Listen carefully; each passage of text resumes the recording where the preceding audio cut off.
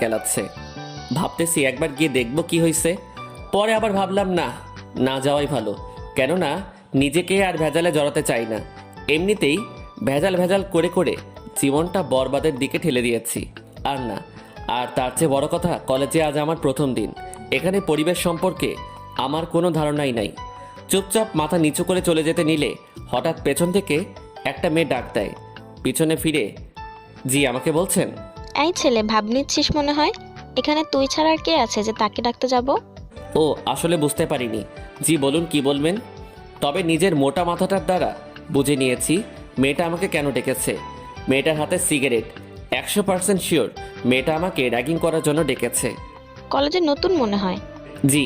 কলেজে আসার আগে নিয়ম কানুন সম্পর্কে ধারণা নিয়ে আসিসনি, যে কলেজের সিনিয়রদেরকে সম্মান করতে হয়? আসলে সরি, বুঝতে পারিনি।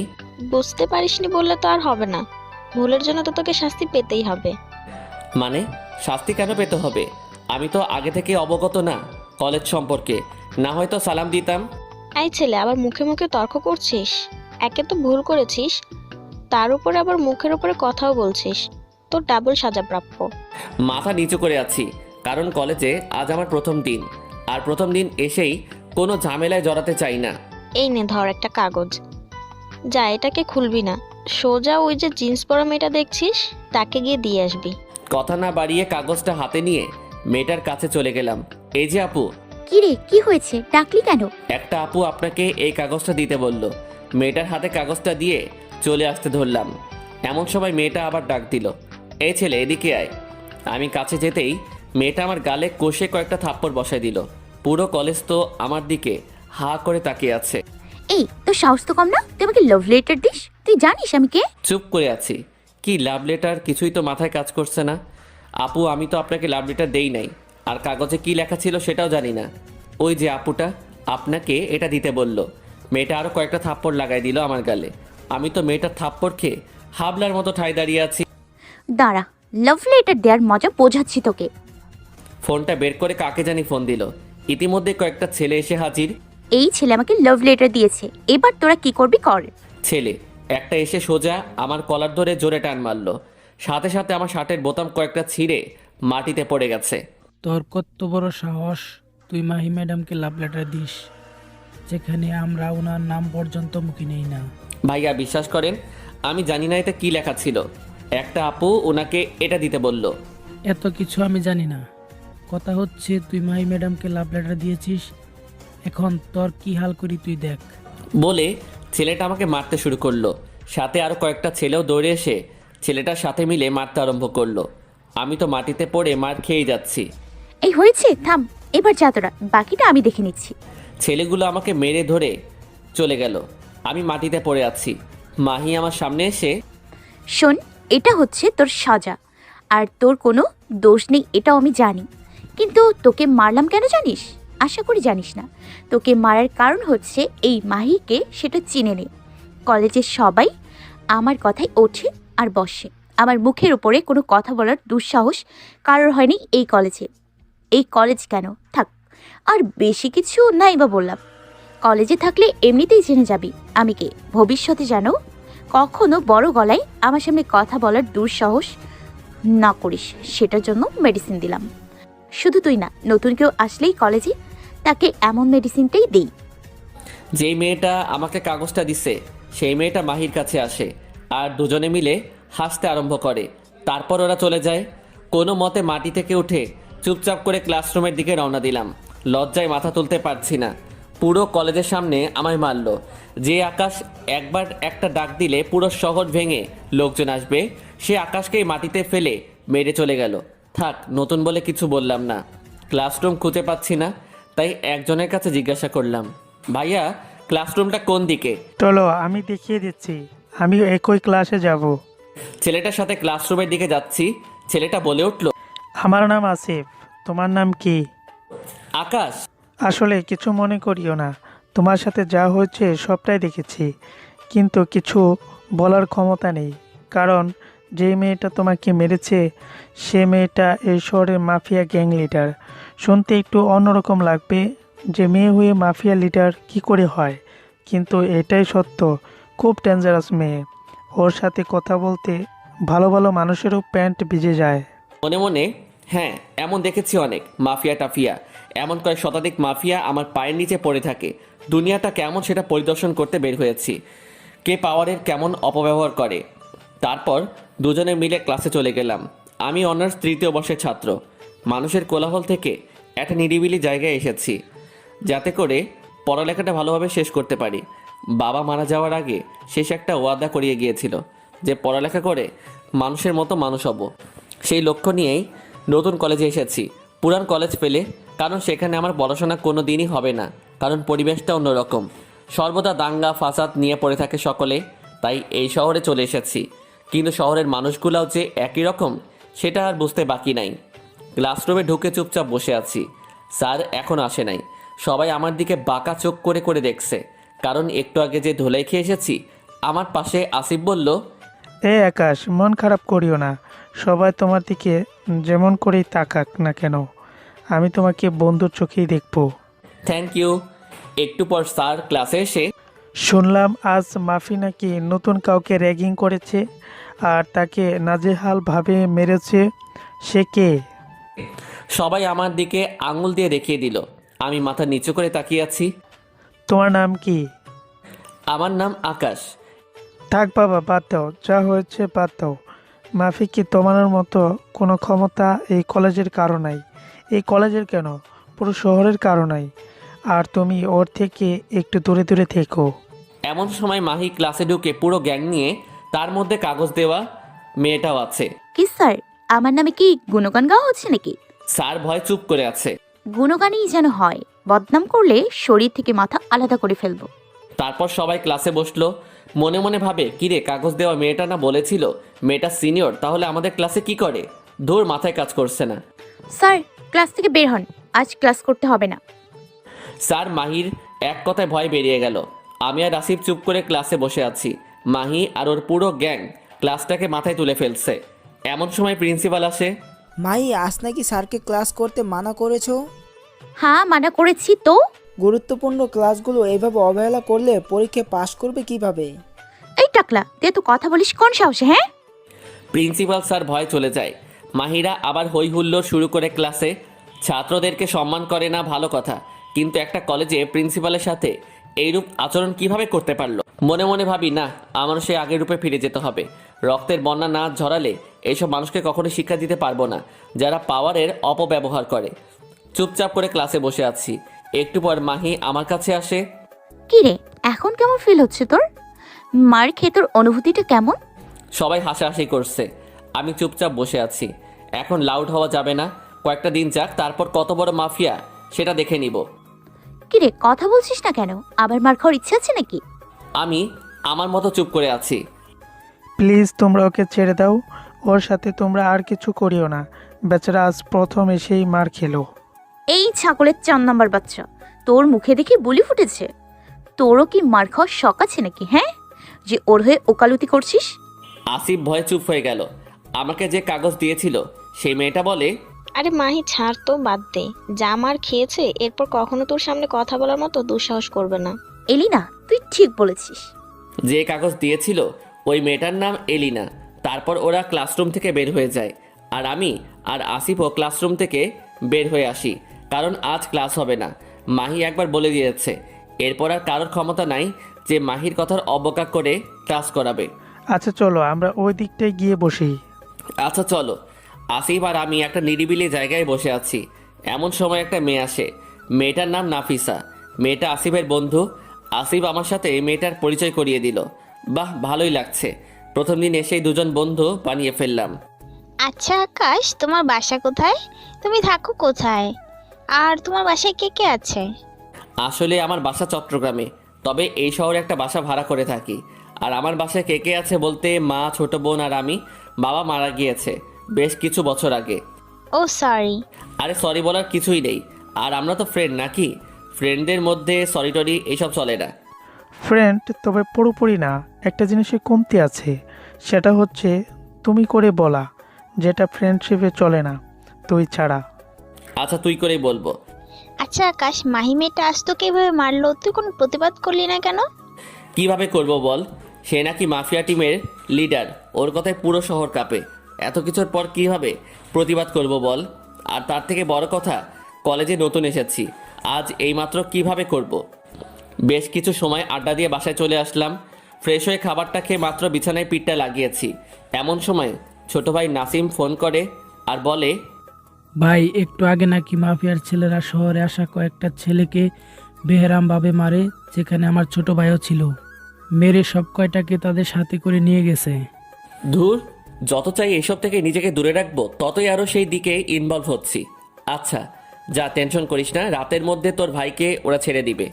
ফোন কেটে ইয়াসিনকে ফোন দিলাম। ইয়াসিন, ক্রু কোড 11, যেটা নাসির ভাইয়ের সাথে কথা বলার পরবর্তী কোড, যেটা আমি আর উনি ছাড়া কেউ জানে না। তুই ফোন দিয়ে বল শহরের মাফিয়ার ছেলেরা নাকি নাসিমের ছোট ভাইকে ধরে নিয়ে গেছে, তাদেরকে যেন ছাড়িয়ে নিয়ে আসে। না হয় আমার মাথা যদি গরম হয়, শহরে কোনো মাফিয়া থাকবে না। আচ্ছা ভাই, আমি এখনই নাসির ভাইকে বলতেছি। নাসিরের কথায় পুরো শহরে মাফিয়ারা কাজ করে। আমার মাথায় কাজ করতেছে না। মাফিয়া মাফিয়া বলে যে এত লাফালাফি করতেছে, এই মাফিয়ার আসল বসকে তারা যদি জানতো তাহলে জায়গায় মলমূত্র ত্যাগ করতো। সামান্য একটা শহরের লিডার হয়ে এত পাওয়ার দেখাচ্ছে, তাহলে যে মাফিয়া জন্ম দিয়েছে তার পাওয়ার কতটা হওয়া দরকার। তারপর একটু রেস্ট নিয়ে বিকালবেলা হাঁটতে বের হলাম। এমন সময় দেখি কয়েকজন মানুষ আর পুলিশ মিলে রাস্তাঘাট অফ করে দিচ্ছে, কারণ মাফিয়ার লিডার নাকি এই পথ ধরে যাবে। এখন কে যাবে সেটা তো আর আপনাদের বলতে হবে না, মাহি যাবে এখন। আমিও আমজনতার মতো রাস্তার একপাশে চুপচাপ দাঁড়িয়ে আছি। হঠাৎ নজর পড়ল একটা গাড়ির মধ্যে একটা রুগী আটকা পড়েছে, যাকে হসপিটালে নিয়ে যাচ্ছিল, কিন্তু মাহি আসবে দেখে গাড়ি ঘোড়া সব সাইড করে দিয়েছে। রুগীটার অবস্থা খুব খারাপ, ইমার্জেন্সি হসপিটালে নিয়ে না গেলে হয়তো এখানে সে দম ছেড়ে দিবে। এবার আর চুপ থাকলাম না, দৌড়ে গেলাম গাড়িটার কাছে। গাড়ির কাছে গিয়ে ড্রাইভারকে বললাম গাড়ি স্টার্ট দিতে, কিন্তু সে ভয় না করে। আমি বললাম কোনো সমস্যা হবে না, আমি আছি আপনার সাথে। আমি প্রাণে মরতে চাই না, মাফিয়ার লোকেরা অনেক ডেঞ্জারাস। এই আপনি গাড়ি থেকে নামেন, আমি গাড়ি চালাচ্ছি।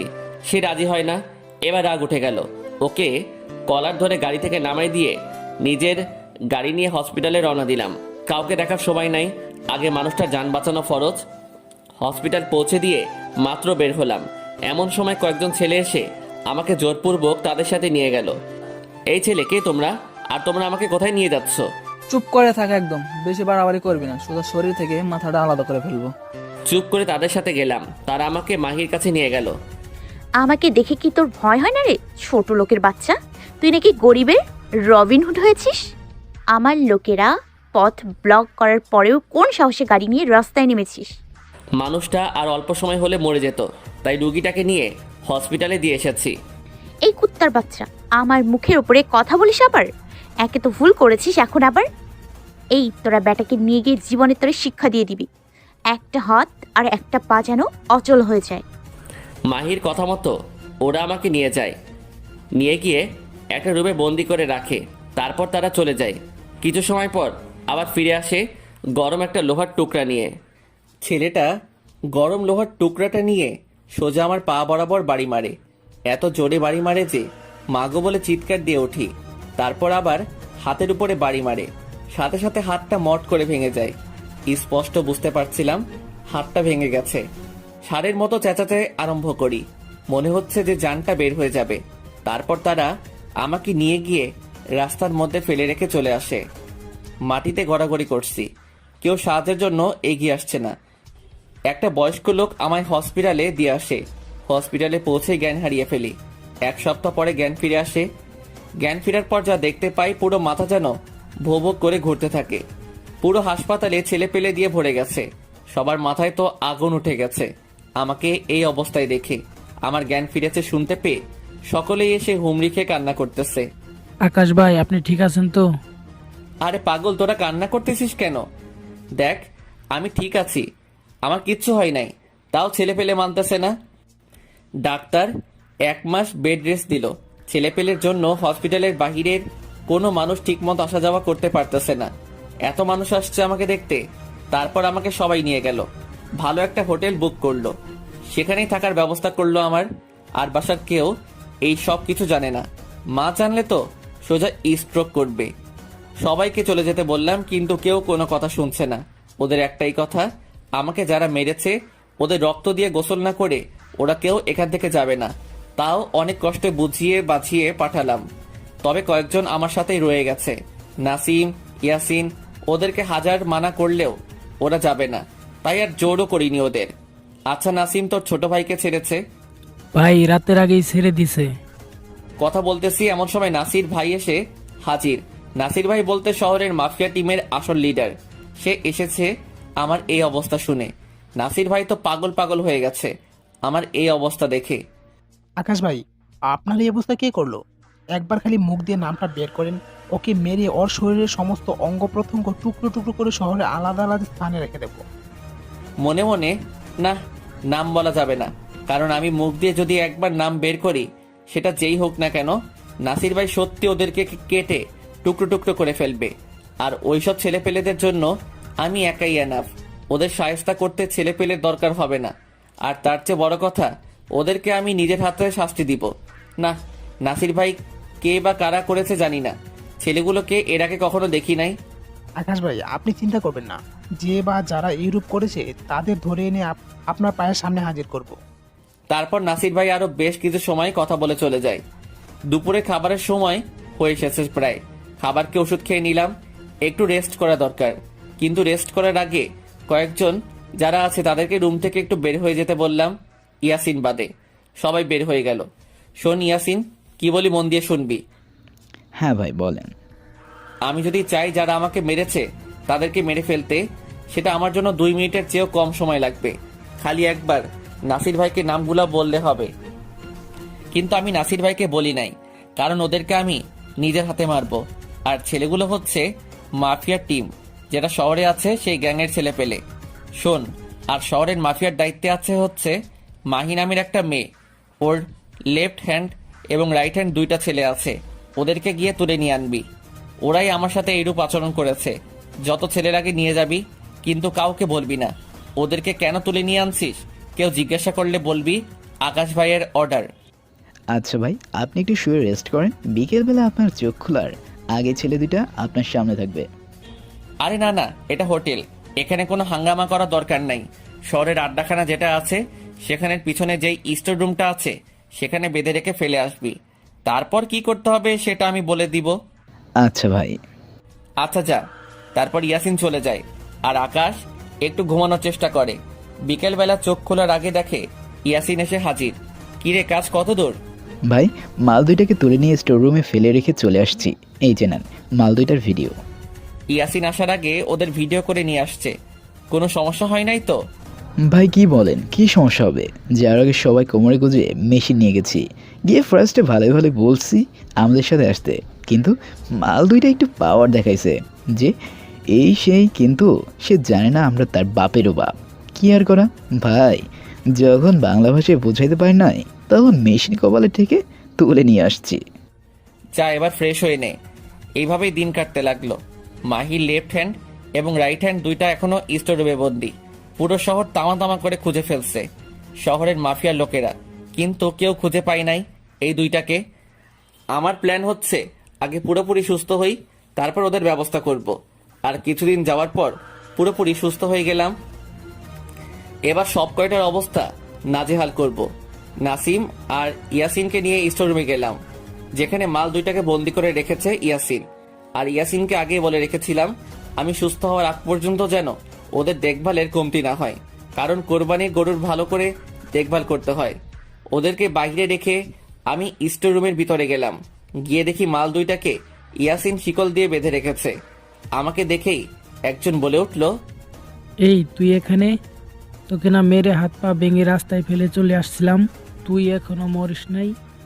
বাপ কখনো এত সহজে মরে নাকি রে কুত্তার বাচ্চা, বলে বুকের মধ্যে সজোরে একটা লাথি মারলাম। আমি মরলে তোদের শরীর থেকে কলিজা কেটে বের করবে কে? আর কার গায়ে হাত দিয়েছিস সেটা যদি জানতি তাহলে এখনই দম আটকে মারা যাইতি। ইয়াসিন সেলাই রেঞ্জ আর কাঁটাটা নিয়ে আয়। ইয়াসিন এসে সেলাই রেঞ্জ আর কাঁটাটা দিয়ে গেল। সেলাই রেঞ্জটা হাতে নিয়ে দুজনের পা বরাবর 2টা সজোরে বাড়ি মারলাম। বাড়ি মারার সাথে সাথে পায়ের হাড্ডিটা মট করে যে ভেঙে গেছে সেটা স্পষ্ট নিজের কানে শুনতে পেলাম। দুইজনেই মা গো বলে চিৎকার করে উঠল। এখন কেমন লাগে তারপর আবার হাতের মধ্যে বাড়ি মারলাম। দুজনেই ষাঁড়ের মতো চিৎকার করে করে চেঁচাচ্ছে আর হাত জোর করে মিনতি করছে। প্লিজ আমাদের ছেড়ে দাও, আমাদের ভুল হয়ে গেছে। এখন কেন? তখন মনে ছিল না? কার সাথে পাঙ্গা নিচ্ছিস? একজন বলে উঠল, বিশ্বাস করো, তুমি কে বা কি করো তা আমরা জানি না। লিডার অর্ডার করছে তাই তোমার সাথে এই রূপ করে করছি, প্লিজ আমাদের ক্ষমা করে দাও। না, তোদের ক্ষমা নাই।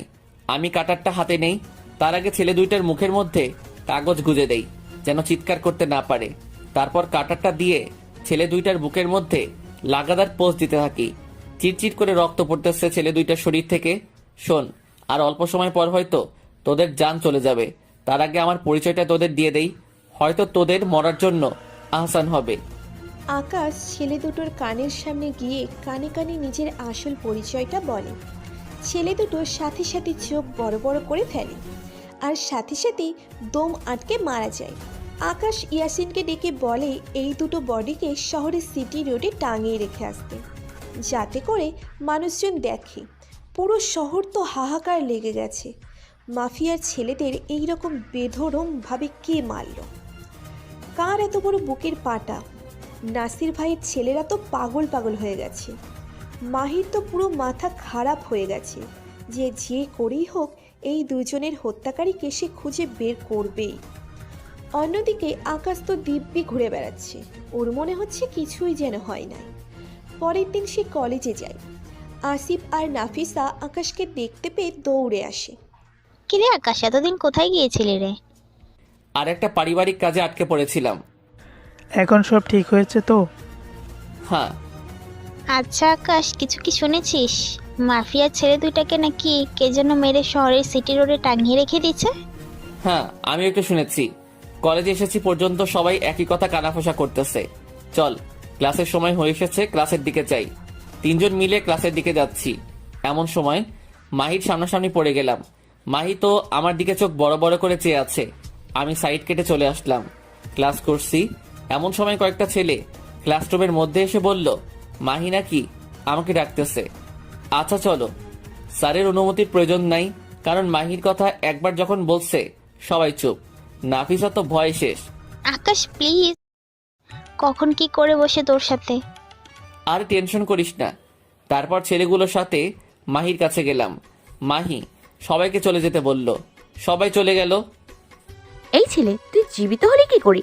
সেদিন ওরা বলল যে তোকে মেরে হাড়গুড় গুঁড়ো করে দিয়েছে। ওদের কথা মতো তো তুই বাঁচার কথা না, কিন্তু বাঁচলি কি করে? আরেকটা কথা, সেটা হচ্ছে তোকে কেমন যেন আমার সন্দেহ হচ্ছে। তোকে যারা মেরেছিল সেই দুজনকে কার জানি মেরে শহরের সিটি রোডে টাঙিয়ে রেখে আসছে।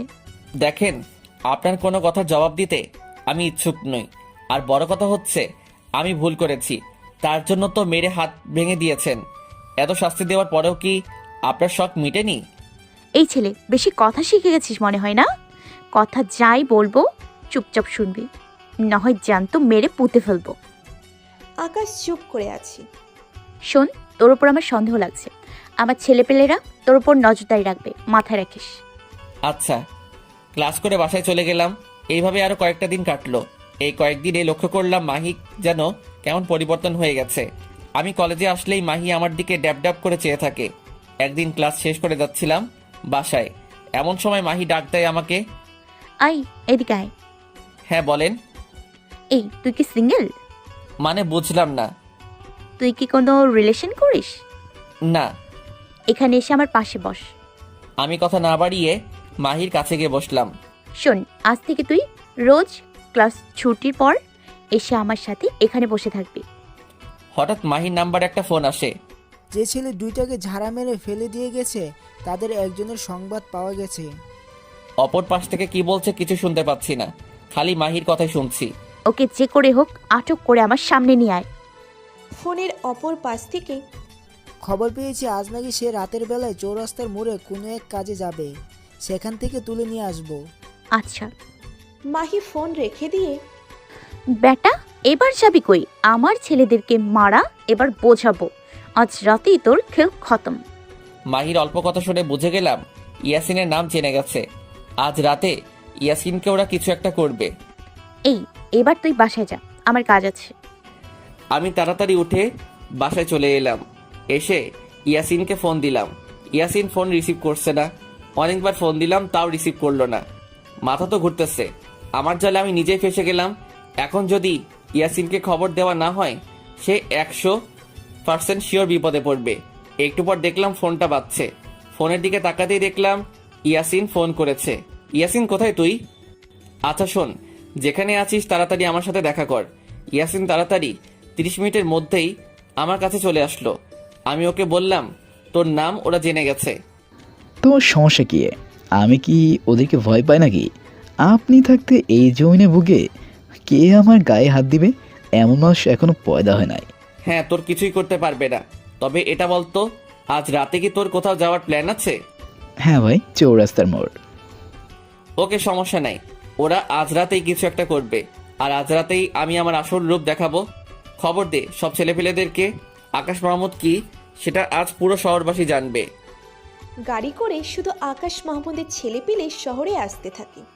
কম করে হলেও 1000 ছেলে আসে।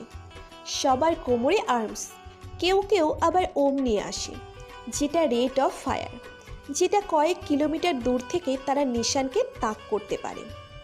ছেলেপিলে তো আজ পুরো ক্ষিপ্ত।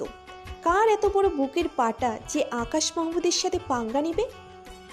আকাশ তারপর সমস্ত ছেলেদেরকে শহরের আড্ডায় একত্রিত করে। কে কোথায় থাকবে সেটা বলে দেয়। ছেলেরা চৌরাস্তায় মোড়ের জায়গায় জায়গায় ফিট হয়ে যায়। চৌরাস্তার মোড়ে যত বড় বড় দালান বা টাওয়ার আছে, সব জায়গায় আকাশের ছেলে পেলে ওম নিয়ে ফিট হয়ে আছে। আকাশ শুধু অর্ডার করবে, সাথে সাথে শহরে রক্তের বন্যা বয়ে যেতে দেরি হবে না। অন্যদিকে শহরের মাফিয়ারা পুরো শহরের যত গ্রুপ আছে সবাইকে একত্রিত করে। উদ্দেশ্য একটাই, ওদের গ্রুপ মেম্বারদেরকে যারা হত্যা করেছে তাদেরকে আজ মৃত্যুর চৌকাঠ অবধি পৌঁছে দেবে। শহরে প্রায় কয়েক শতাধিক গ্রুপ আছে, সবাই একজোট হয়। রাতের বেলায় আজ তারা ইয়াসিনকে ধরবে। তারপর বাকি যারা ওর সাথে ছিল সব কয়টার নাম বের করে ওকে মেরে ফেলবে। আর ওদেরকে লিড করতেছে নাসির ভাই, আর সাথে তো মাহি আছেই। ওদের নেতৃত্বে মাফিয়ার সকল গ্রুপ মেম্বার আজ একত্রিত হয়েছে।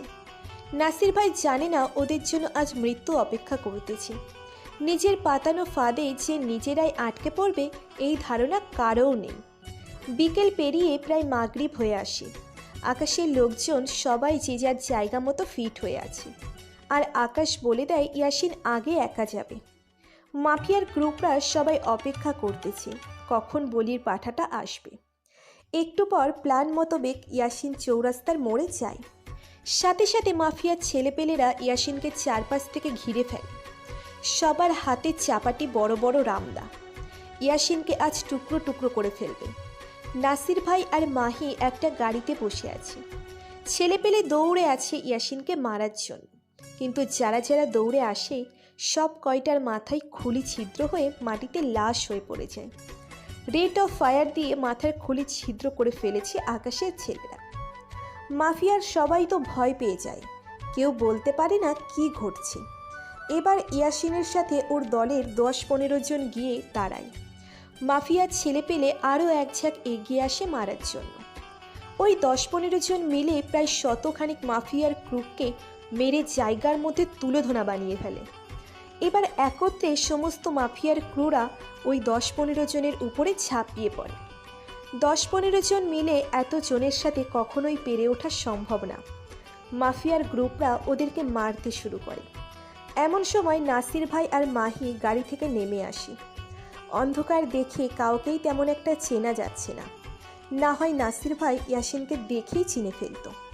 নাসির ভাই ইয়াসিনের বুকের মধ্যে সজোরে একটা লাথি মারে। কুত্তার বাচ্চা, তোর কত বড় সাহস আমার ছেলেপেলেদের গায়ে হাত দিস? তোদের বুক থেকে আজ কলিজা ছিঁড়ে বের করে ফেলবো। এই সব কয়টাকে গাড়িতে তুলে নিয়ে যা। নাসির ভাই আর মাহি গাড়িতে উঠতে যাবে, এমন সময় সামনের দিকে তাকিয়ে দেখে কয়েক হাজার ছেলে পেলে বড় বড় আর্মস হাতে নিয়ে দাঁড়িয়ে আছে। শুরু হয়ে যায়। তারা মাত্র সংখ্যায় কয়েক শতাধিক, আর যারা বড় বড় আর্মস নিয়ে দাঁড়িয়ে আছে ওরা সংখ্যায় কয়েক হাজার। আকাশের ছেলেপেলেরা মাফিয়ার পুরো টিমকে চতুর্দিক থেকে ঘেরাও করে ফেলে আর উড়াধুরা গুলি ছুটতে শুরু করে। মিনিটের মধ্যে মাফিয়ার কয়েক শতাধিক ক্রু মারা যায়। এমন সময় আকাশ সামনের দিকে এগিয়ে আসে। নাসির ভাই আর মাহি ভয়ে মাটিতে জড়সড় হয়ে বসে পড়ে। পুরো শহর যেন নিস্তব্ধ হয়ে গেছে। বাহিরে গোলবর্ষণ হচ্ছে দেখে সবাই নিজের নিজের ঘরের দরজা বন্ধ করে চুপচাপ ঘরের মধ্যে বসে থাকে। কয়েক শত মাফিয়ার ক্রু খালি জীবিত আছে। সবাই নিজের প্রাণ বাঁচানোর ভয়ে উপরওয়ালার কাছে প্রার্থনা করতে আরম্ভ করে। আকাশ অনেক আগেই লক্ষ্য করেছে এখানে নাসির ভাই আছে, তাই সে তার দিকে এগিয়ে যায়। কোথা থেকে যেন এক ফোঁটা আলোকরশ্মি এসে আকাশের মুখের উপরে পড়ে। মাহি তো আকাশকে দেখে তাজ্জব হয়ে যায়, আর নাসির ভাই চোখ বড় বড় করে আকাশের দিকে তাকিয়ে আছে। আকাশের ছেলেপেলেরা তো প্রচণ্ড রকমের ক্ষিপ্ত হয়ে গেছে, সব কয়টাকে এখানেই মেরে ফেলবে। নাসির ভাই দৌড়ে গিয়ে আকাশের পায়ে পড়ে যায়। আকাশ ভাই, আপনি আমাকে মাফ করে দেন। বিশ্বাস করেন, আমি জানতাম না ছেলেগুলো আপনার ছেলে পেলে ছিল। না হয় কখনোই ওখানে আসতাম না। মাফিয়ার ক্রু সবাই হা করে ওদের লিডারের দিকে তাকিয়ে আছে। কি করছে কি ওদের লিডার, আর কেই বা এই লোক? মাহি তো রীতিমতো একটার পর একটা অবাক হয়েই যাচ্ছে। আরে নাসির ভাই, কি করছেন কি? পা ছাড়েন, আপনি আমার বয়সে অনেক বড় ভাই। না ভাই, আমি আপনার পা ছাড়বো না। আপনি আগে বলেন আমায় মাফ করে দিয়েছেন। ভাই প্লিজ পাটা ছাড়েন।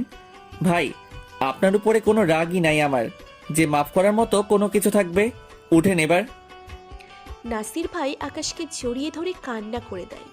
নাসির ভাই, তবে একটা জিনিস, সেটা হচ্ছে শহরের মাফিয়ার ক্রুরা এতটা বাজে আর এতটা নিকৃষ্ট যার কোনো তুলনা হয় না।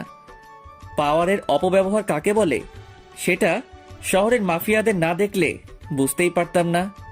ভাই, শহরের মাফিয়ারা পুরো মাফিয়া টিমের নামটাই ডুবিয়ে দিল।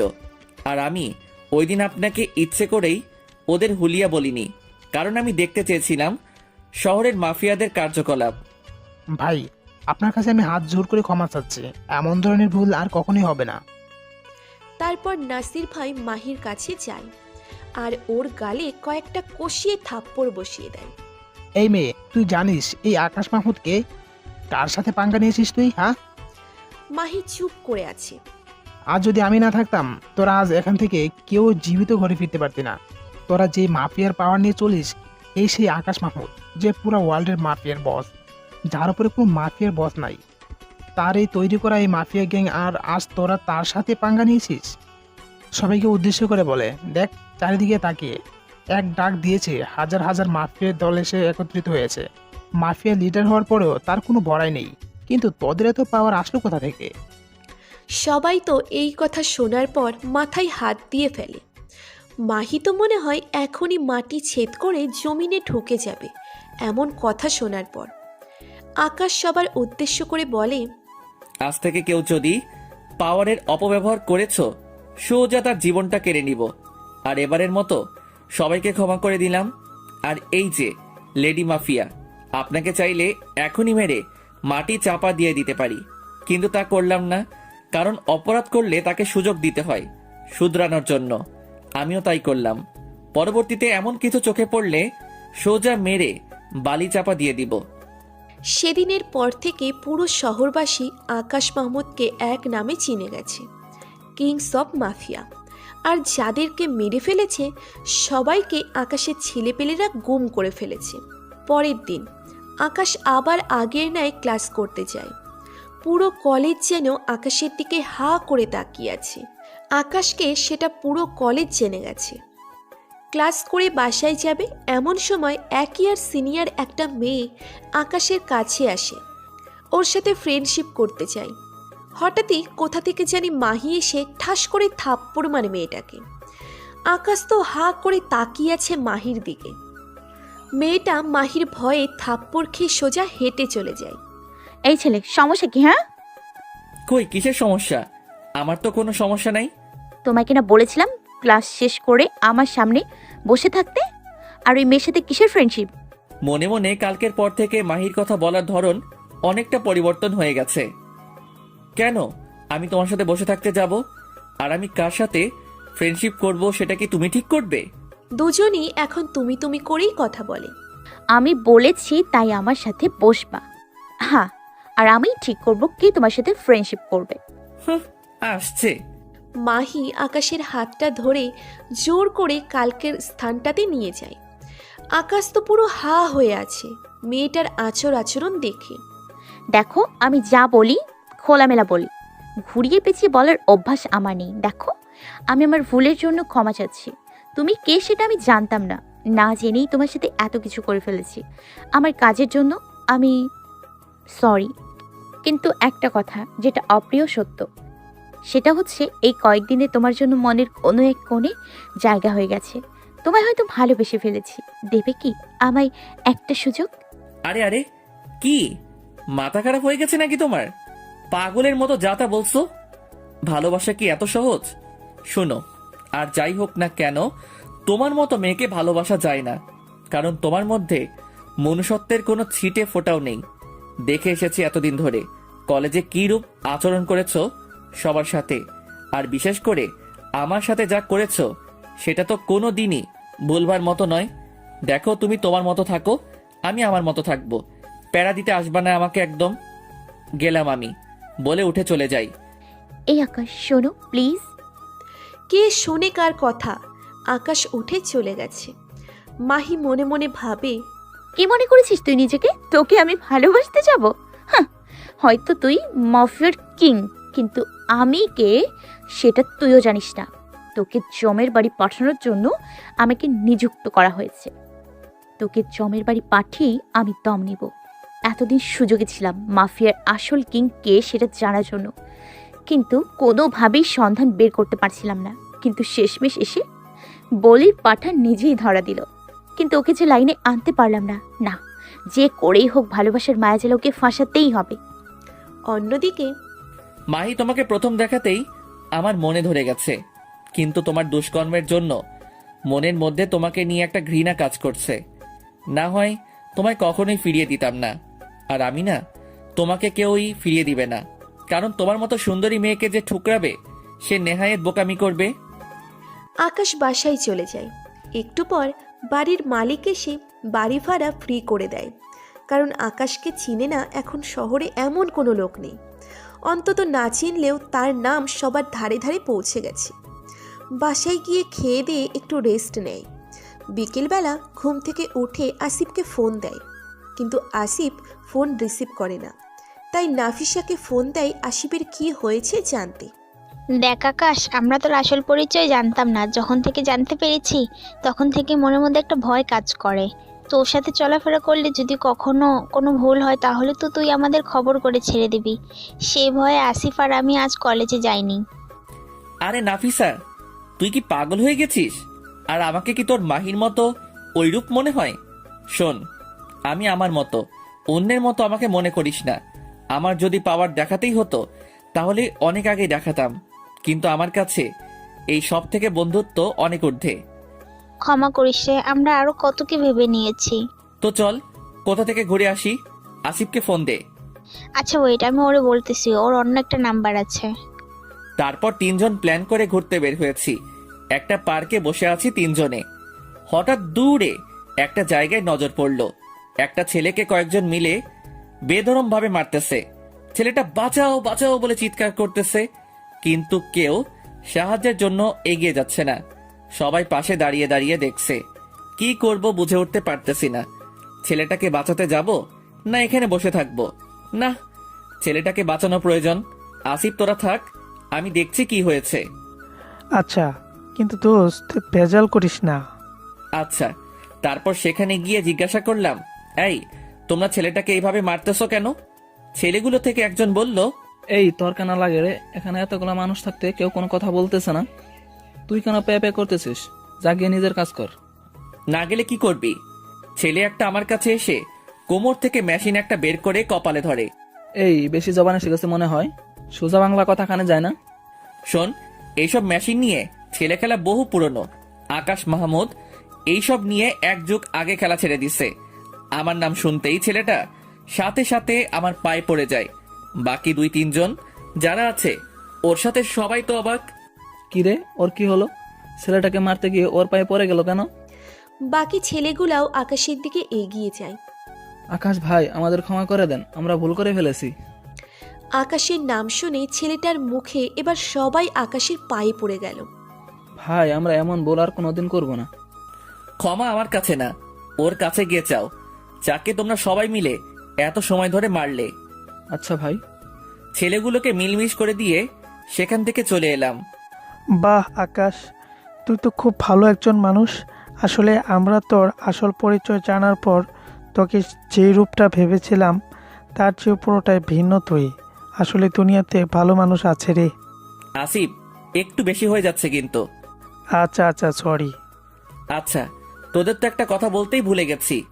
মাহিয়াস আমাকে প্রপোজ করেছে। দুজনেই ভূত দেখার মতো আমার চেহারার দিকে হা করে আছে। কি রে, কি হয়েছে রে? শোন আকাশ, ওই মেয়ের সাথে এইসব একদম জড়াবি না। ওই মেয়ে আস্তে একটা ডাইনি। আরে পাগল নাকি, ওর সাথে আমি এইসবে জড়াবো? তবে মেয়েটা কিন্তু সেই রকমের সুন্দর রে। তাহলে তুই গিয়ে ওর গলায় ঝরে পড় না। সেদিনের মতো আড্ডা দিয়ে বাসায় চলে আসলাম। রাতে খাবার খেয়ে বিছানায় শুয়ে আছি। এমন সময় ইয়াসিনের ফোন রিসিভ করে, হ্যাঁ কি রে? ভাই, দুবাইয়ের মাফিয়ারা যে আছে আলিবাবা, তার নজর নাকি আমাদের দেশের উপরে। গোপন সূত্রে জানতে পারলাম সে নাকি আর কিছুদিনের মধ্যে আমাদের দেশটা নিজের কবজে করে নিবে। তার আসল উদ্দেশ্য আমাদের দেশকে নিজের কবজে করে নিয়ে সন্ত্রাস আর জঙ্গিবাদ তৈরি করবে। আর ইতিমধ্যে সে নাকি তার বিশেষ একটা টিম বাংলাদেশে পাঠিয়ে দিয়েছে, যারা নাকি তাদের কাজকর্মে নিযুক্ত হয়ে গেছে। দেশের তথ্য কালেক্ট করছে তারা। কি বলিস কি? আচ্ছা দাঁড়া, আমি দেখছি কার এত বড় সাহস আমার দেশের উপরে নজর দেয়, আমার দেশকে সন্ত্রাস আর জঙ্গিবাদ দিয়ে পরিপূর্ণ করতে চাই। আকাশ সাথে সাথে আন্ডারওয়ার্ল্ড ডন ইয়াসিরকে ফোন দেয়। হ্যাঁ আকাশ ভাই, বলুন কিভাবে স্মরণ করলেন আমাকে? ভাই, স্মরণ সর্বদাই করি, কিন্তু কাজে কর্মে এতটা ব্যস্ত থাকি যে কথা বলা হয়ে ওঠে না। এটা কোনো কথা না, তো বলো আমাকে কেন স্মরণ করলে? ভাই, দুবাইয়ের ডন আলিবাবার নজরে নাকি আমার দেশের উপর। ওকে বোঝান, না হয়তো আমার দেশের উপরে কুনজর দিবে, তো ওর মস্তক আমি শরীর থেকে আলাদা করে ফেলবো। আকাশ ভাই, ওই কামিনীটা আমার সাথে সম্পর্ক ছিন্ন করে ফেলেছে। ওর সাথে আমার এখন আর সম্পর্ক নাই। কিন্তু ওই শয়তানের নজর আমি তোমার দেশের উপর পড়তে দিব না। তোমার যেই সাহায্য লাগবে আমাকে বলবে। আচ্ছা ভাই, তারপর কথা বলে রেখে দেয়, কিন্তু তাও কেন যেন মাথা কাজ করছে না। খালি একটা জিনিসই মাথায় ঘুরতেছে, ওর যে দলটা দেশে আসছে তারা যেন তথ্য নিয়ে দেশে ফিরতে না পারে। আকাশ একটা প্ল্যান বানায় কিভাবে ওদেরকে ধরবে। পরের দিন সকালে উঠে রীতিমতো কলেজ যায়। নাফিসা, আসিফ ওরা আগে থেকেই এসে পড়েছে। এমন সময় হঠাৎ কোথা থেকে জানি মাহি এসে আকাশকে পিছন থেকে জড়িয়ে ধরে। আকাশের তো মাথায় রাগ উঠে যায়। আকাশ মাহিকে সামনে ঘুরিয়ে ওর গালের মধ্যে কয়েকটা থাপ্পড় বসিয়ে দেয়। মাহি তো বেকুবের মতো হা হয়ে আছে আকাশের থাপ্পড় খেয়ে। নাফিসা আর আসিফও চোখ বড় বড় করে তাকিয়ে আছে আকাশের দিকে। কি করলো আকাশ এটা? এই মেয়ে, গতকাল মানা করেছি না আমি তোর সাথে রিলেশনে জড়াতে চাই না, তাও তুই কোন সাহসে আজ এসে আমায় জড়িয়ে ধরলি? আমি তো তোমায় ভালোবাসি, তাই জড়িয়ে ধরেছি আর কি। রাখ তোর ভালোবাসা, তোর মতো মেয়েকে কে ভালোবাসতে যাবে? সামনে থেকে দূর হ আমার। আজ তো খালি থাপ্পড় দিলাম, পরের বার এমন ধরনের কিছু করলে সোজা গালের দাঁত সবগুলা ফেলাই দিব। তাই করো, তোমার যা করতে মন চায় আমার সাথে করো, কিন্তু প্লিজ আমায় ফিরিয়ে দিও না। কাল সারা রাত ঘুমোতে পারিনি, খালি তোমার কথা মনে পড়েছে। দেখ মাহি, এটাই শেষবার, এরপর কিন্তু এমন কিছু করলে সত্যি খারাপ হবে। এই নাফিসা, তোরা চল তো, বলে ওদেরকে নিয়ে ক্লাসে চলে যাই। মাহি তো সেখানেই থ হয়ে দাঁড়িয়ে আছে। কত বড় সাহস বেটা, তুই আমাকে মারলি, এর প্রতিশোধ আমি নিয়েই ছাড়বো। এমন সময় মাহির ফোনে একটা ফোন আসে। মাহি ফোনের দিকে তাকিয়ে তো থরথর করে কাঁপতে শুরু করে। তাও ভয়ে ভয়ে ফোনটা রিসিভ করে। অপর পাশ থেকে, কাজ কত দূর এগিয়েছে? আর কয়েকটা দিন সময় লাগবে, বেটাকে কোনোভাবেই লাইনে আনতে পারছি না। আমি জানতাম তোমাকে দিয়ে কাজ হবে না, তোমার মতো মেয়ে এসব কাজের যোগ্য নয়। এখন যদি বস ফোন দেয় আমি কি জবাব দেব? তোমার উপর ভরসা করে আমার ঠিক হয়নি। বস প্লিজ আর কয়েকটা দিন সময় দিন আমায়, আমার উপরে বিশ্বাস রাখেন। আমি যে করেই হোক ওকে নিজের কবজে এনে অস্তিত্ব মুছে দিব। আমাদের কাছে সময় আছে আর 21 দিন, মানে 3 সপ্তাহ। 21 দিন পর আমরা আমাদের কাছে ইন্তজাম দেব। তার আগে যা করা করতে হবে, না হয় তুমি জীবনে তরে প্রাণ হারাবে। না না বস, এর আগেই কাজ হয়ে যাবে। ফোন রেখে দেয়। মাহির তো মাথায় কাজই করতেছে না। আকাশ তো বলল নেক্সট টাইম এমন কিছু করলে সে আমাকে খবর করে ছাড়বে। কিভাবে কি করব আমার মাথায় তো কাজই করছে না। আকাশ ক্লাসে গিয়ে বসে আছে। একটু পর স্যার আসে আর লেকচার শুরু করে। আকাশ লক্ষ্য করে ওর ফোনটা বাজছে, কিন্তু স্যার থাকায় সে ফোনটা পিক করতে পারছে না। চুপচাপ বসে আছে। স্যার লেকচার দিয়ে চলে যাওয়ার পর সে পকেট থেকে ফোন বের করে দেখে ইয়াসিন ফোন করেছিল। সে একটা মেসেজও পাঠিয়েছে। মেসেজটা চেক করে দেখে ভাই, ওরা 70 জনের একটা টিম নিয়ে বাংলাদেশে এসেছে, যার মধ্যে 17 জন মেয়ে আর বাকি 53 জন ছেলে। আর তারা শহরে আলাদা আলাদা স্থানে ছড়িয়ে ছিটে আছে। তাদের থেকে একজনের সন্ধান পেয়ে গেছি। আকাশ ইয়াসিনকে ফোন দেয়। ইয়াসিন, এখনই এই জায়গায় আয়, একটা ঠিকানা দিয়ে দিচ্ছি। আচ্ছা ভাই। আকাশের ক্লাস না করে কলেজ থেকে বের হয়ে যায়। জায়গা মতো গিয়ে আকাশ অপেক্ষা করছে। একটু পর ইয়াসিন আসে। জাসুসটাকে তুলে নিয়েছিস? না ভাই, ওর পিছনে লোক লাগিয়ে রেখেছি। ওর দ্বারাই বাকি আরও 2-1জনকে যদি ধরতে পারি। হ্যাঁ, গুড। শোন, রাতের মধ্যে তুলে নিবি ওকে। আর এই পুরো ঘটনাটা টিমের কাউকে শেয়ার করবি না, যে আলিবাবা দেশে হামলা করবে। আচ্ছা ভাই। ইয়াসিন চলে যায় আর আকাশ নাসির ভাইকে ফোন দিয়ে সবটা খুলে বলে। সমস্যা নাই, ছেলেপেলে রেডি আছে। ওই আলিবাবার বাচ্চা দেশের মাটিতে পা দিতে পারবে না। এমন নাজেহাল অবস্থা করব ওর। আকাশ তারপর বাসায় চলে যায়। রাতের বেলায় ইয়াসিন 70 জন জাসুস থেকে একটাকে তুলে নিয়ে আসে, যেটার ইনফরমেশন ওদের কাছে আছে। ওকে ধরে এনে রুমে বন্দি করে রেখেছে। ইয়াসিন শুরুতে ভালোই বলে দেয় বাকি সাথীদের নাম বলতে, কিন্তু সে কোনো মতেই স্বীকার করে না। ইয়াসিন 3rd ডিগ্রি দেয়, তাতেও মুখ খোলে না। ইয়াসিন আকাশকে ফোন দিয়ে বলে, ভাই, এত চেষ্টা চালাচ্ছি, সে মুখ খুলতেই রাজি না। আচ্ছা তোরা থাক, আমি আসতেছি। একটা কাজ কর, গরম পানি কর আর মরিচের গুঁড়ো রেডি করে রাখ। আকাশ 30 মিনিটের মধ্যে সেখানে চলে যায়। ভাই, সব রেডি। আকাশ শুরুতে গিয়ে ভালোই বলে, বাকি সাথীদের নাম বল। তোরা যাই করিস না কেন, আমার মুখ থেকে নাম বের করতে পারবি না। এত টর্চার করে তোর নাম বের করতে পারলে না, ধরে নে আর পারবি না। মারতে মেরে ফেললেও পারবি না। এখনো কি টর্চার করেছি? সবে তো মাত্র শুরু। ইয়াসিন, গরম পানি নিয়ে আয় তো, আর সাথে যা রাখতে বলেছি সেটাও নিয়ে আয়। ইয়াসিন গরম পানি আর মরিচের গুঁড়োর বাটিটা নিয়ে আকাশের সামনে রাখে। ওর শরীর থেকে সমস্ত কাপড় চোপড় খুলে ফেল, আর মুখের মধ্যে একটা কাপড় গুজে দে। ইয়াসিন সাথে আরও একজন মিলে ওর শরীর থেকে কাপড় খুলে নিয়ে নেয় আর মুখের মধ্যে কাপড় গুজে দেয়। আকাশ গরম পানির বালতিটা নিয়ে ফুটন্ত গরম পানিগুলো ওর শরীরে ঢেলে দেয়। গরম পানি ঢালার সাথে সাথে সে সাপের মতো মোচড়ামুচড়ি করতে আরম্ভ করে। সারা শরীরে ফোসকা পড়ে গেছে ওর। ছেলেটা অঝরে চেঁচাচ্ছে, কিন্তু তার গলার আওয়াজ বের হচ্ছে না। আকাশ তারপর মরিচের গুঁড়োগুলো ওর শরীরের মধ্যে ঢেলে দেয়। ছেলেটা আর সহ্য করতে না পেরে চোখ দিয়ে পানি ছেড়ে দেয় আর চোখের ভাষায় বলতে থাকে তার মুখ থেকে কাপড়টা সরিয়ে নিতে। সে সবটা স্বীকার করবে। যা, ওর মুখ থেকে কাপড়টা সরিয়ে ফেল। ইয়াসিন মুখ থেকে কাপড়টা সরিয়ে নেয়। ছেলেটা মিনতির সুরে বলতে থাকে পানি। আকাশ ওর হাতের পাশে থাকা পানির বোতলটা এগিয়ে দেয়। সে গটগট করে 2 লিটার পানি জায়গায় শেষ করে ফেলে। এবার সাথীদের নাম বল, না হয়তো বুঝেই গেছিস আমি কি করতে পারি। বিশ্বাস করুন, বাকি সাথীদের মধ্যে আমি কাউকে চিনি না, 2-1জন ছাড়া। তাও যাদেরকে চিনি ওদের সাথে কিছুদিন পরিচয়, কারণ বস আমাদের একজনকে এক জায়গা থেকে উঠিয়ে এনেছে। কারোর সাথে কারোর পূর্বের পরিচয় নেই, আমাদের উঠিয়ে এনেছে কলকাতা থেকে। আমি জানি তুই সবারই নাম জানিস, ভালোই নাম বল, না হয়তো আবার শুরু হয়ে যাব। মিথ্যা বলে পার পাবি না।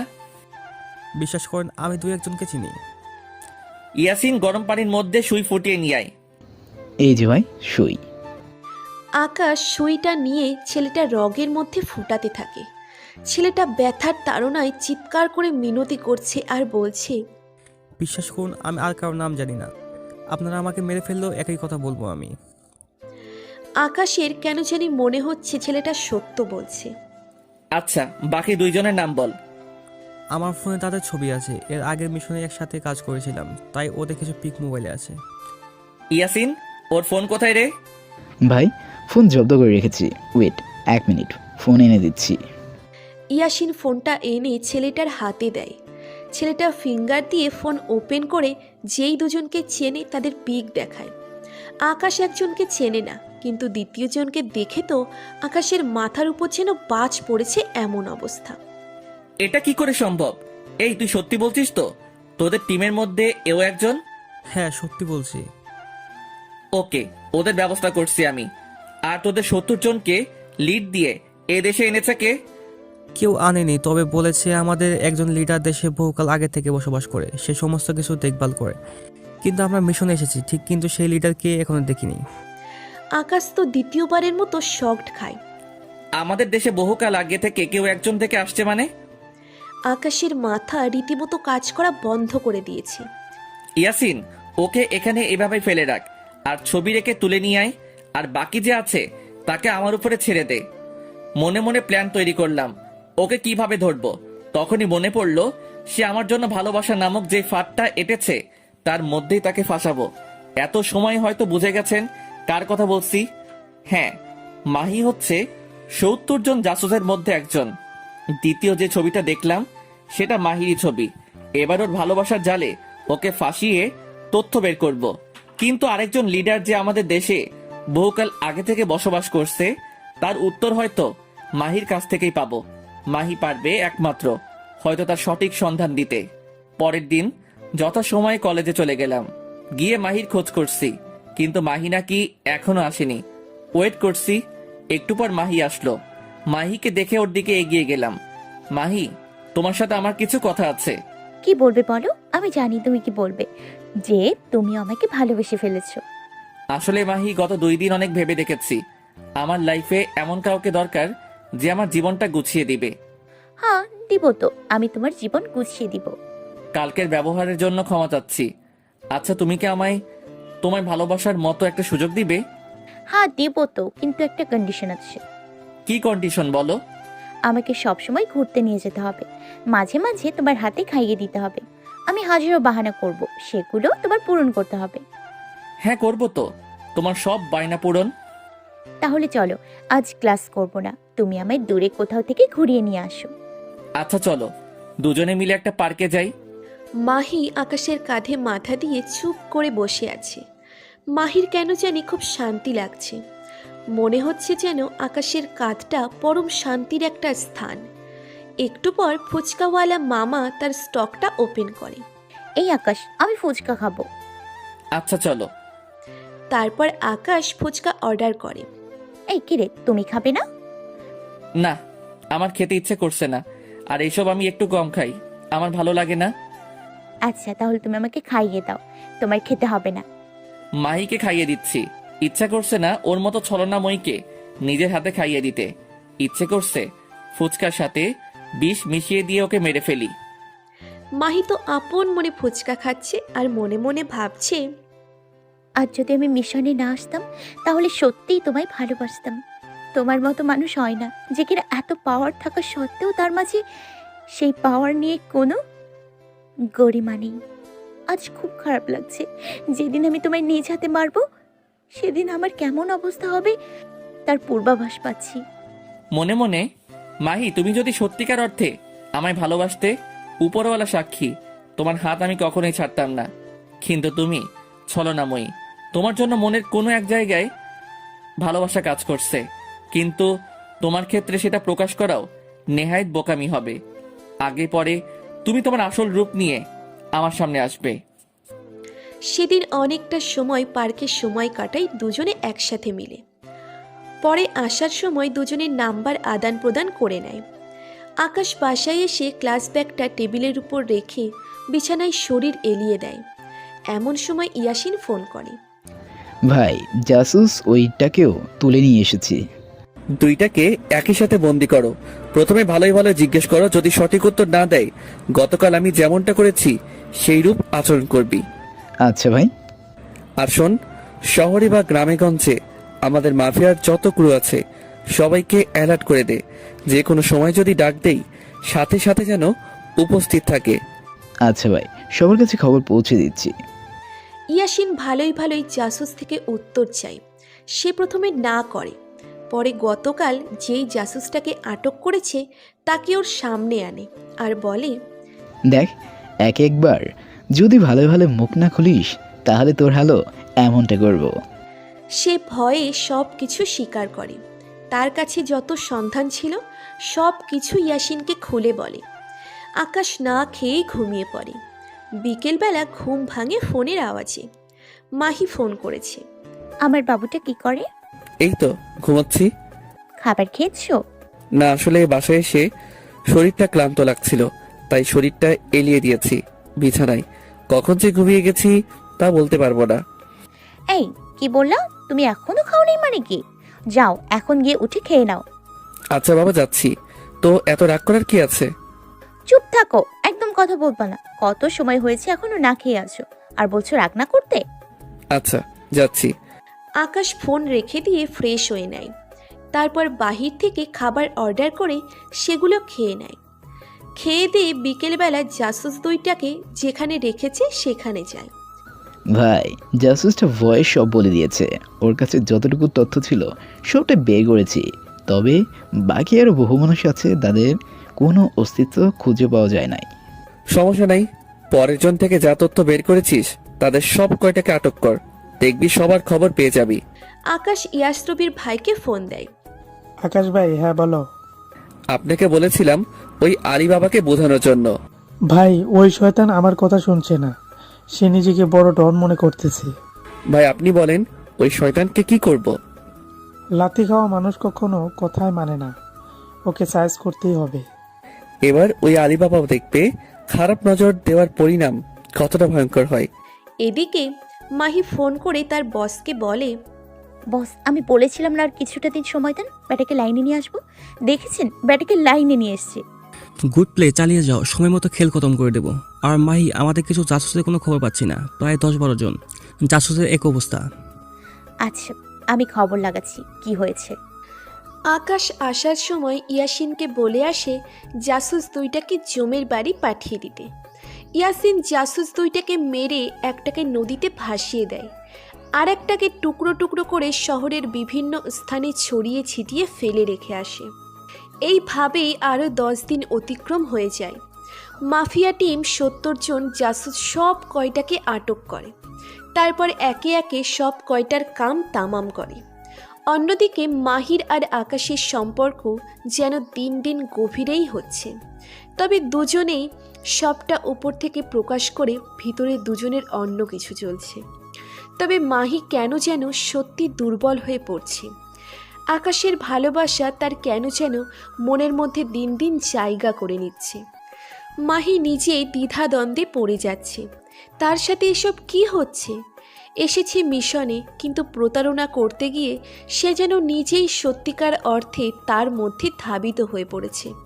কারণ আকাশ তার সর্বদা কেয়ার করে, সর্বদা তার ভালো খারাপের দেখভাল করে। একদিন আকাশ আর মাহি কলেজের পাশে একটা জায়গায় বসে আছে। হঠাৎ অন্য একটা গ্যাংয়ের কিছু ছেলেপেলে মিলে কলেজে এসে হাঙ্গামা শুরু করে। কলেজের ছেলেপেলেদেরকে মারতে শুরু করে। এই কলেজের কিছু ছেলেপেলেদের সাথে নাকি তাদের পুরনো কিছু শত্রুতা আছে। দেখি মাহি, তুমি তো শহরের মাফিয়ার লিডার, তুমি গিয়ে সমস্যাটা সমাধান করো। আরে এগুলো আমার বাম হাতের কাজ, তুমি বসো, আমি এক্ষুনি আসছি। বলে কিছু ছেলেপেলে নিয়ে সেখানে যায়, কিন্তু তারা উল্টে মার খেয়ে সেখান থেকে চলে আসে। খালি মাহি একা সেখানে দাঁড়িয়ে আছে। ছেলেগুলো মাহির দিকে এগোতে থাকে আর খারাপ খারাপ ভাষা ব্যবহার করতে থাকে। একটা ছেলে কোমর থেকে ধামা বের করে মাহিকে কোপানোর জন্য।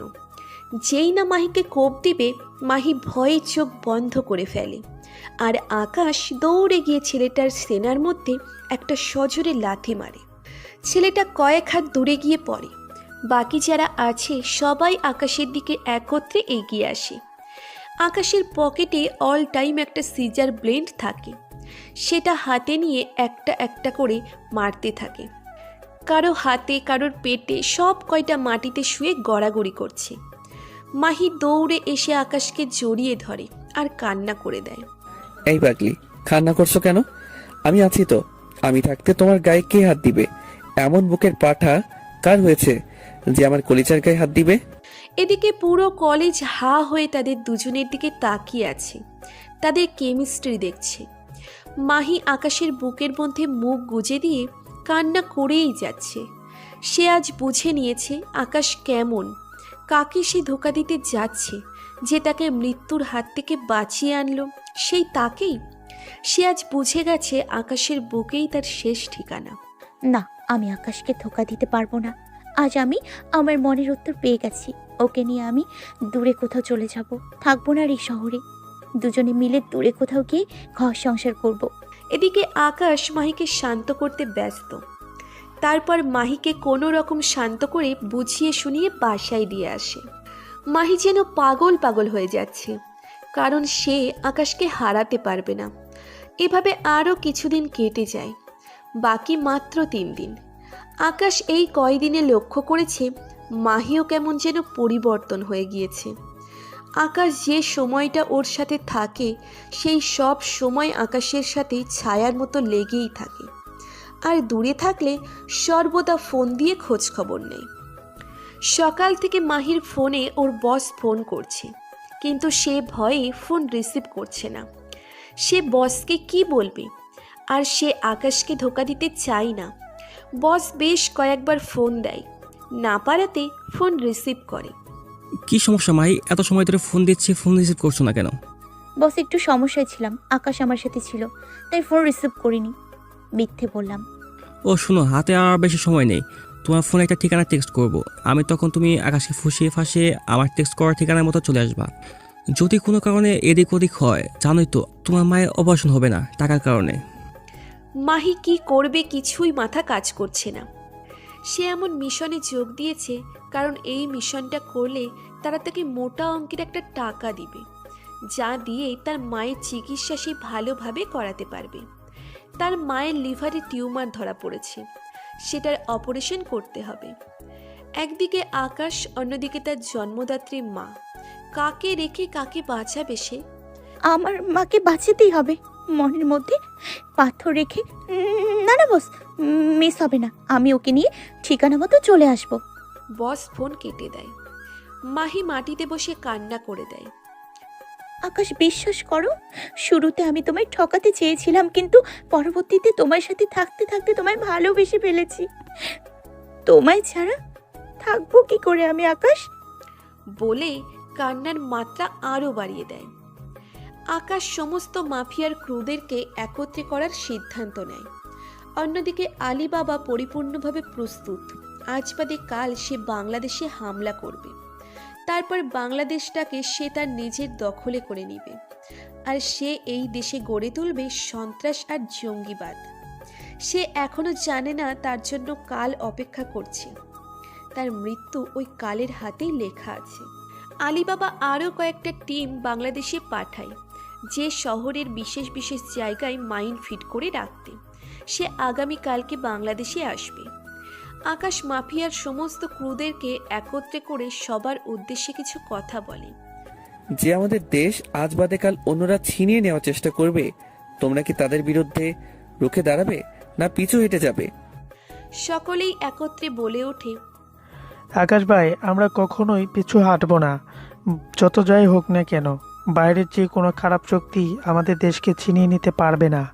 তাহলে কালকের জন্য রেডি থাকো। সকলেই ওই আলিবাবা আর তার টিমের সমস্ত সদস্যকে মেরে এই বাংলার মাটিতে পুঁতে রাখবো। আকাশ তারপর বাসায় চলে যায়। বাসায় গিয়ে মাহিকে ফোন দিচ্ছে, কিন্তু সে রিসিভ করছে না। আকাশ অনেকগুলো ফোন দেয়, তাও কোনো খবর নাই। মাহি একটু পর নিজেই ফোন দেয়। কলিজে সরি, আসলে ওয়াশরুমে ছিলাম, দেখতে পাইনি। আচ্ছা যাও, ফ্রেশ হয়েছো, এবার কিছু খেয়ে নাও। আচ্ছা, আর কিন্তু বিকেলে দেখা করব। আচ্ছা। তারপর আকাশ খেয়ে দিয়ে একটু বিশ্রাম নেয়। বিকেলবেলায় মাহি ফোন করতেছি দেখা করতে যাওয়ার জন্য। কলিজা, আর মাত্র 5 মিনিট, আসতেছি। 5 মিনিটের মধ্যেই মাহির বাসার সামনে চলে যায়। তারপর দুজনে মিলে ঘুরতে বের হয়। দুজনে নদীর পাড়ে একটা জায়গায় বসে আছে। উপরে আবার পার্ক। দুজনেই বসে বসে কথা বলতেছে। হঠাৎ একটা পিচ্চি বাচ্চা এসে মাহির কাঁধে হাত দেয়। বাচ্চাটার হাতের মধ্যে একটা বল। আন্টি, আমার সাথে খেলা করবা? আম্মু না কোথায় যেন চলে গেছে। বাচ্চাটাকে দেখে মায়া লেগে যায়। হ্যাঁ বাবু, করবো তো, কিন্তু তোমার আম্মু কোথায় চলে গেছে? জানি না তো কোথায় গেছে। আকাশ, তুমি বসো, আমি বাচ্চাটার সাথে একটু বল নিয়ে খেলা করি। আমার বাচ্চাদের সাথে খেলতে খুব ভালো লাগে। আচ্ছা যাও। মাহি আর বাচ্চাটাকে খেলা করতেছে। আকাশ দূর থেকে ওর দিকে হা হয়ে তাকিয়ে আছে। মাহিকে একদম বাচ্চা বাচ্চা লাগতেছে। কি কিউট লাগতেছে মাহিকে দেখতে। ইস, মাহি যদি সত্যি আমায় ভালোবাসতো কখনোই ওর হাত ছাড়তাম না, কিন্তু আফসোস, আমার কপাল খারাপ। আকাশ হঠাৎ লক্ষ্য করে মাহির ব্যাগে থাকা ফোনটা বাজছে। আকাশ প্রথমে চিন্তা করে মাহিকে ডাক দিবে কিনা। পরে আবার ভাবলাম, না থাক, মেয়েটা খেলতেছে খেলুক, ফোনটা লাগাতার বেজেই যাচ্ছে। ভাবলাম ফোনটা আমি রিসিভ করব, কিন্তু ফোনটা হাতে নিতেই কেটে গেল। ফোনের স্ক্রিনে নাম্বারটা চেক করলাম, কে ফোন দিয়েছে। দেখলাম বস দিয়ে সেভ করা নাম্বারটা। এটা দেখে তো 1000 ভোল্টের একটা ঝাটকা খেলাম। আবার একটু পর একটা মেসেজ আসলো বস নাম্বারটা থেকে।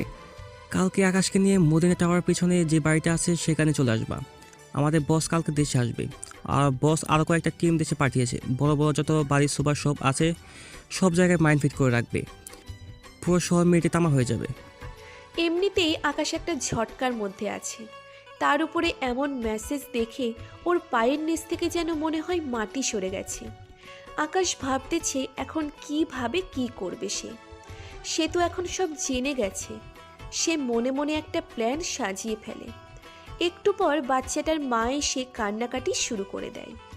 আল্লাহ, আমার বাচ্চা পড়ে। বাচ্চাটাকে দেখে তো চাপটি ধরে কান্না শুরু করে। এই যে, এখন কেন কান্না করছেন? বাচ্চাকে রেখে এদিক সেদিক যখন যান তখন মনে থাকে না বাচ্চার কথা? আসলে আমি কোথাও যাই নাই। সে খেলতে খেলতে হুট করে আমার নজর এড়িয়ে এখানে চলে এসেছে। যাই হোক, বাচ্চার দিকে একটু ভালো করে নজরদারি রাখবেন। বাচ্চাটাকে নিয়ে ওর মা চলে যায়। মাহি এসে আকাশের পাশে বসে। কলিজা, আমারে কেন জানি খুব ভয় করছে। কেন জানি মনে হচ্ছে তুমি আমার লাইফ থেকে চিরতরে হারিয়ে যাবা। মনে মনে নিজেই তো প্রতারণা করতেছো। থেকে বা হারিয়ে যাওয়ায় কি বা আসা যাবে? কেন তোমার এমন কেন মনে হয় যে আমি হারিয়ে যাব? জানি না, কেন জানি খুব ভয় করতেছে। আচ্ছা কলিজা, তোমার একটা হাত দাও তো। আকাশ মাহির দিকে হাত বাড়িয়ে দেয়। মাহি আকাশের হাতটা ধরে, ওর বুকের উপর রাখে। কিছু অনুভব করতেছো? হ্যাঁ, খুব কাঁপতেছে বুকটা। আকাশ, এটা বিশ্বাস করিও, এই মাহি তোমায় সত্যিই ভালোবাসে, নিজের জীবনের থেকেও বেশি ভালোবাসে। বলতে বলতে কান্না করে দেয়। আকাশ মাহির কথা শুনে কেন জানি মনে হচ্ছে এই কথাগুলো মিথ্যা না। এই কথাগুলোর মধ্যে অদ্ভুত একটা পাওয়ার আছে যা আকাশকে বারবার ভাবতে বাধ্য করছে। আকাশ যখন মাহির বুকে হাত দেয় তখনই সে বুঝতে পারে মাহি কোনো না কোনোভাবে ওকে সত্যি ভালোবাসে, কিন্তু আবার এটাও মাথায় কাজ করছে সে যে প্রতারণা করে আসছে। ধুর, যা হবে কাল দেখা যাবে। সে মাহিকে শক্ত করে বুকের সাথে জড়িয়ে ধরে। বেশ কিছু সময় মাহি আকাশের বুকের মধ্যে মাথা রেখে কান্না করে। আকাশ মাহিকে অনেক কষ্টে শান্ত করে। তারপর দুজনেই সেখান থেকে উঠে রিকশা নেয় বাসার উদ্দেশ্যে। আকাশ আগেই মাহিকে বাসায় পৌঁছে দেবে, পরে সে বাসায় ফিরবে। মাহির বাসার সামনে আসার পর মাহি নেমে যায় রিকশা থেকে আর আকাশকে বলে, কলিজা, কাল আমার সাথে এক জায়গায় যেতে হবে, তুমি রেডি হয়ে থেকো। আকাশ আর পাল্টা প্রশ্ন করে না যে কোথায় যাবে। সে তো জেনেই গেছে মাহিটাকে কোথায় নিয়ে যাবে। আচ্ছা, সমস্যা নাই, যাব। আকাশ বাসায় না গিয়ে সোজা রিকশা নিয়ে ওদের টিমের আসল পাওয়ার পয়েন্ট যেটা সেখানে চলে যায়। সেখানে ইয়াসিন আরও অনেক ক্রু মেম্বাররা আছে। সে ইয়াসিন আর যারা এখন মজুদ আছে সবাইকে নিজের প্ল্যানটা বলে। ইয়াসিন তো কোনো মতেই রাজি না যে আকাশ একা যাবে, তার কথা হচ্ছে সেও যাবে তার সাথে। ইয়াসিন, সমস্যা নাই, আমি তো আর একা যাব না। আমি যাওয়ার কিছু সময় পর একটা সিগন্যাল পাঠাবো তোর ফোনে, বা যদি সিগন্যাল পাঠাতে না পারি তাহলে 30 মিনিট ওয়েট করবি, পরে সোজা হামলা করবি। আগে থেকে তোরা পুরো এলাকাটাকে ঘেরাও করে ফেলবি। আচ্ছা ভাই। আর শোন, ওরা শহরের সমস্ত বড় বড় যত বাড়ি বা টাওয়ার আছে সব জায়গায় মাইন ফিট করবে, সেগুলো ডিফিউজ করার ব্যবস্থা কর। ইয়াসিন আকাশের কথা মতো ক্রু মেম্বারদেরকে আলাদা আলাদা করে কাজে পাঠিয়ে দেয়। সমস্ত কিছু প্ল্যান করা শেষ। আকাশ বাসায় চলে আসবে, তার আগেই সে নাসির ভাইকে ফোন দেয়, কিন্তু ফোন বন্ধ আসছে বারবার। আকাশ তো কিছুই বুঝে উঠতে পারছে না। সে বাসায় যাওয়ার আগে এক পাক নাসির ভাইয়ের বাসায় যায়, কিন্তু নাসির ভাই নাকি নেই। বাসায় এসে ঘুমিয়ে পড়ে। সকালে উঠে নাস্তা করে একটু মাহির সাথে কথা বলে, পরে আবার বাসায় এসে পড়ে। মাগরিবের পর প্রায় 7টার দিকে মাহি ফোন দেয়। আকাশ, রেডি হয়ে আমার বাসার সামনে আসো। আকাশ শার্টটা গায়ে দিয়ে কোমরে 2টা মেশিন গুজে নেয় আর ইয়াসিনকে ইনফর্ম করে সে বের হচ্ছে। ইয়াসিনরা আগেই জায়গা মতো পজিশন নিয়ে বসে আছে। মাহি বাসার সামনে অপেক্ষা করছে। আকাশ গাড়ি নিয়ে রওনা হয়েছে, কিন্তু মাহির কেন জানি চোখ মুখ লাল হয়ে যাচ্ছে। চোখের কোণে বেয়ে পানি পড়তে আরম্ভ করে। সে চোখের পানিগুলো মুছে নেয়। একটু পর আকাশ আসে। কলিজা, তুমি রেডি তো? হ্যাঁ কলিজা। আকাশ মাহির দিকে নজর পড়তেই ওর চোখ যেন ফেরাতে পারছে না।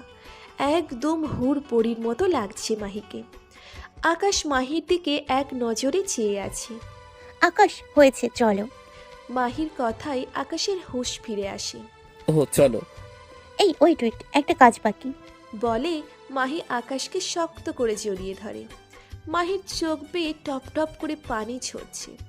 সে মনে মনে আকাশ থেকে মাপ চেয়ে নেয়। কলিজা, আমায় মাফ করে দিও। তোমায় সত্যিই ভালোবাসি, কিন্তু তারপরেও তোমার সাথে ছলনা করতে হচ্ছে আমার মায়ের চিকিৎসার জন্য। এই মাহি, কি হয়েছে, যাবে না? মাহি চোখের পানি মুছে নেয় আকাশ না দেখার মতন করে। হ্যাঁ, যাবো তো, চলো।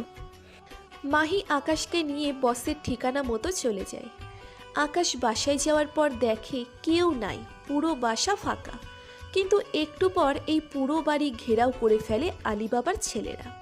ওরা সবাই লুকিয়েছিল, 50-60 জন হবে ছেলে। মাহি সুন্দর করে সাইড হয়ে যায়। আকাশ এতজনের সাথে কখনোই পেরে উঠবে না। এমন সময় আলিবাবা আসে। আলিবাবা বাংলাদেশে চলে আসছে। মাহি আলিবাবার সাথে গিয়ে দাঁড়ায় আর মাথা নিচু করে দাঁড়িয়ে আছে। আকাশ, এখনো সময় আছে, ভালোই ভালোই আমার দলে যোগ দে, ভালো একটা অবস্থান করে দেব তোর। আলিবাবা বাংলাও পারে। তোর মতো দেশদ্রোহীর সাথে মিলে কাজ করব সেটা ভাবলি কি করে? আই, তোর খুব দেমাগ, হ্যাঁ? আই, তোরা চেয়ে চেয়ে কি দেখছিস? যা ওর কলিজাটা শরীর থেকে চিড়ে নিয়ে আয়, আজ দেখবো ওর কত বড় কলিজা হয়েছে। আমার সামনে বড় গলায় কথা বলে। ছেলে পেলে আকাশের দিকে এগিয়ে আসে মারার জন্য। আকাশ ছেলেগুলোকে একাই মারতে শুরু করে।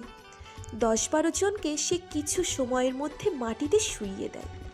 এবার আরও কিছু ছেলে পেলে এগিয়ে আসে ওকে মারার জন্য, হাতে বিভিন্ন রকমের তলোয়ার। আকাশ পকেট থেকে সিজার ব্লেডটা বের করে আর একে একে ওইগুলাকেও মেরে মাটিতে ফেলে দেয়। এমন সময় কেউ একজন এসে আকাশের মাথায় সজোরে বাড়ি দেয়, লোহা জাতীয় কিছু একটা দিয়ে। আকাশ পিছনে ফিরে যখন দেখে মানুষটাকে, তার চোখ বড় বড় হয়ে যায়। আকাশ পিছন ফিরে দেখে নাসির ভাই, যাকে সে অন্ধের মতো ভরসা করত, সেই নাসির ভাই তার সাথে। আকাশের যেন বিশ্বাসই হচ্ছে না। আকাশের মাথার পেছন সাইড থেকে চুইয়ে চুইয়ে রক্ত পড়ছে, তাও সে হার মানবে না। নাসির ভাইকে শরীরের সমস্ত শক্তি দিয়ে লাথি মারে। নাসির ভাই সোজা মাটির উপরে গিয়ে আছড়ে পড়ে। আলিবাবার লোকেরা এসে আকাশকে ধরে ফেলে, এমনভাবে ধরেছে সে নড়তে চড়তেও পারছে না। আলিবাবা এসে আকাশের থুতনির মধ্যে হাত দিয়ে, আই কুত্তার বাচ্চা, তোর অনেক পাওয়ার, হ্যাঁ?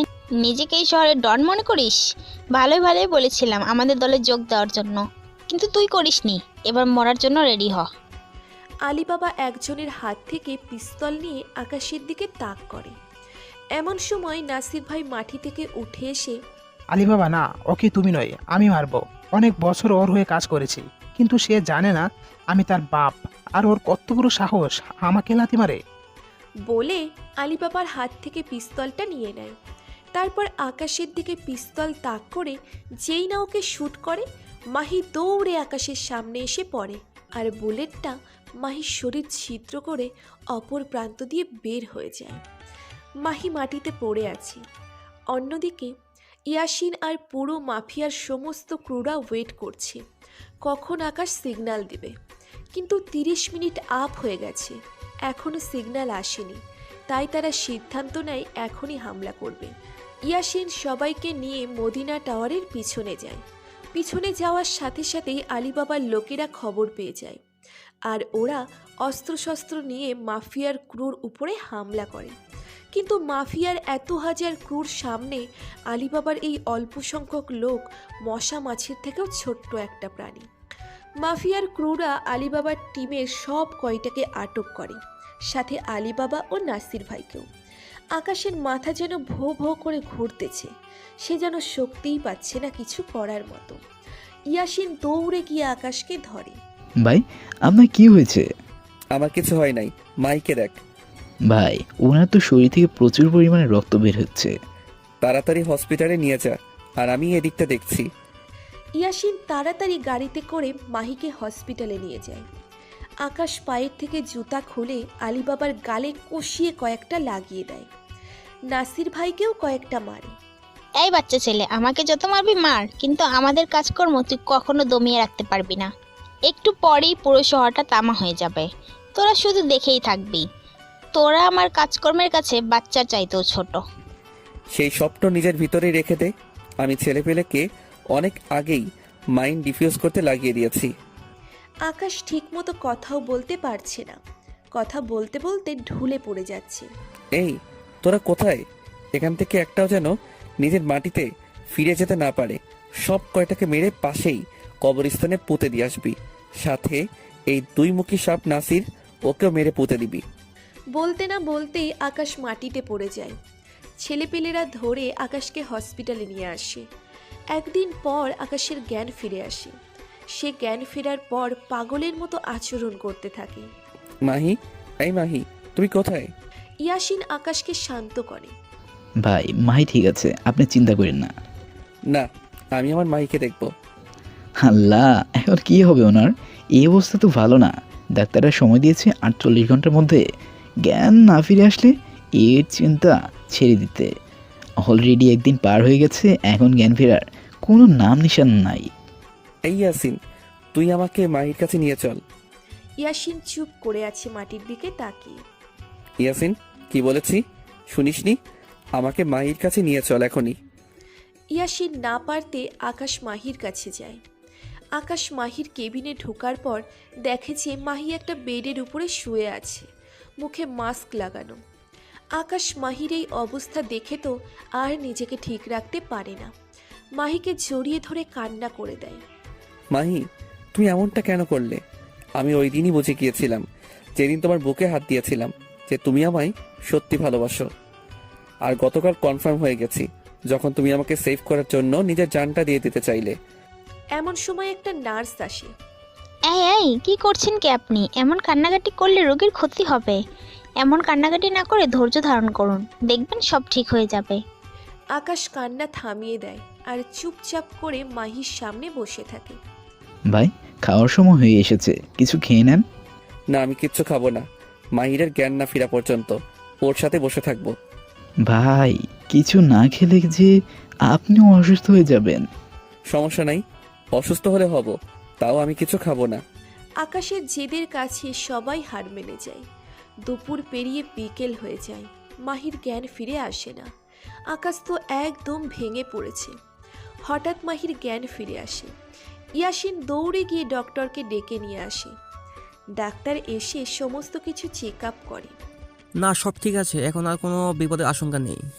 মাহির জ্ঞান ফিরতেই দেখতে পায় আকাশ তার পাশে বসে আছে। মাহি বেডে শুয়েই কান্না করে দেয়। সে কোন মুখ নিয়ে আকাশের সাথে কথা বলবে, সে কোন মুখ নিয়ে আকাশের সামনে যাবে। এই কলিজা, কান্না করছো কেন? হ্যাঁ, আমি জানি আমার কলিজাটা আমাকে সত্যি ভালোবাসে, আর আমিও আমার কলিজাটাকে সত্যি ভালোবাসি। বিশ্বাস করো, আমার মায়ের জন্য শুধুমাত্র এমনটা করেছি। আমার কাছে অত টাকা নেই যে আমার মায়ের চিকিৎসা করাবো, তাই বাধ্য হয়ে এই পথ বেছে নিয়েছি।